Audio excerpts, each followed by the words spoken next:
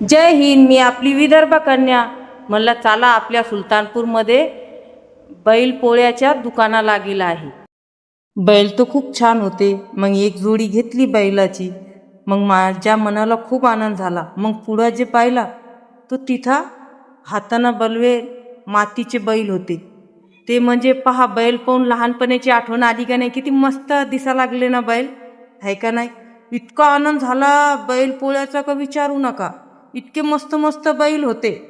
मग मी त्या ताईजोडून 2 जोड्या घेतल्या. मग त्या 2 जोड्या ताईनं मला 5 रुपयात दिल्या. पण पहा ना, 5 रुपयात किती आनंद झाला मनाला. मग त्या ताई मला म्हणल्या का ताई तुम्ही एक काम करा, माझ्याकडून पुन्हा 2 बैल शिल्लक घ्या. म्हणलं नाही ताई, राहू द्या, तुम्ही देऊ नका.